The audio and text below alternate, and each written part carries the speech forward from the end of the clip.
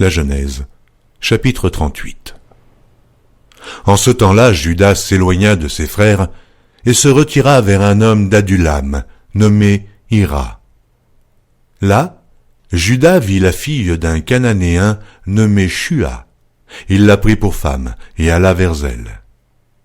Elle devint enceinte et enfanta un fils qu'elle appela Er.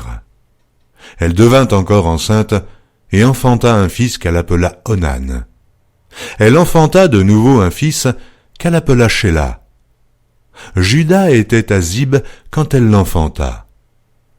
Juda prit pour Er, son premier-né, une femme nommée Tamar. Er, premier-né de Juda, était méchant aux yeux de l'Éternel, et l'Éternel le fit mourir. Alors Juda dit à Onan, « Va vers la femme de ton frère. Prends-la comme beau-frère et suscite une postérité à ton frère. » Onan, sachant que cette postérité ne serait pas à lui, se souillait à terre lorsqu'il allait vers la femme de son frère, afin de ne pas donner de postérité à son frère. Ce qu'il faisait déplut à l'Éternel, qui le fit aussi mourir.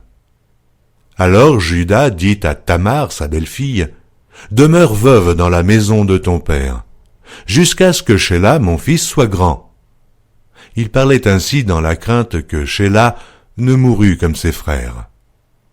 Tamar s'en alla, et elle habita dans la maison de son père. Et les jours s'écoulèrent, et la fille de Shua, femme de Juda, mourut. Lorsque Juda fut consolé, il monta à Timna, vers ceux qui tondaient ses brebis, lui et son ami Hira, l'Adulamite.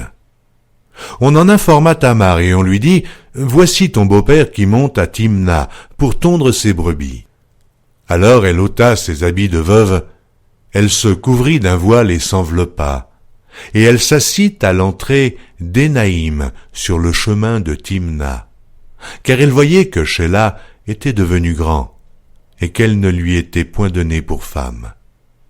Juda la vit et la prit pour une prostituée, parce qu'elle avait couvert son visage. Il l'aborda sur le chemin et dit, « Laisse-moi aller vers toi. » Car il ne connut pas que c'était sa belle-fille. Elle dit, « Que me donneras-tu pour venir vers moi ?» Il répondit, « Je t'enverrai un chevreau de mon troupeau. » Elle dit, « Me donneras-tu un gage jusqu'à ce que tu l'envoies ?» Il répondit, « Quel gage te donnerai-je » Elle dit, « Ton cachet, ton cordon et le bâton que tu as à la main. » Il les lui donna, puis il alla vers elle, et elle devint enceinte de lui.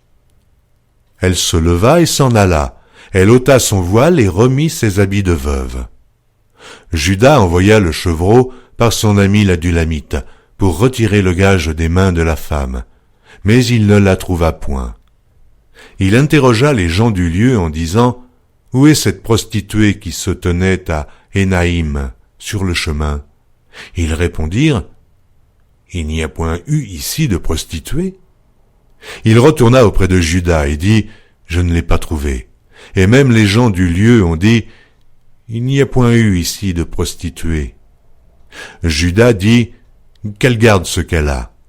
Ne nous exposons pas au mépris. Voici, j'ai envoyé ce chevreau, et tu ne l'as pas trouvé. » Environ 3 mois après, on vint dire à Juda, « Tamar, ta belle-fille, s'est prostituée, et même la voilà enceinte à la suite de sa prostitution. » Et Juda dit, « Faites-la sortir et qu'elle soit brûlée. » Comme on l'amenait dehors, elle fit dire à son beau-père, « C'est de l'homme à qui ces choses appartiennent que je suis enceinte. Reconnais, je te prie, à qui sont ce cachet, ces cordons et ce bâton. » Juda les reconnut et dit, « Elle est moins coupable que moi, puisque je ne l'ai pas donnée à Shéla, mon fils. » Et il ne la connut plus. Quand elle fut au moment d'accoucher, voici, il y avait 2 jumeaux dans son ventre. Et pendant l'accouchement, il y en eut un qui présenta la main. La sage-femme la prit et y attacha un fil cramoisi en disant, « Celui-ci sort le premier. » Mais il retira la main et son frère sortit. Alors la sage-femme dit, « Quelle brèche as-tu faite ?»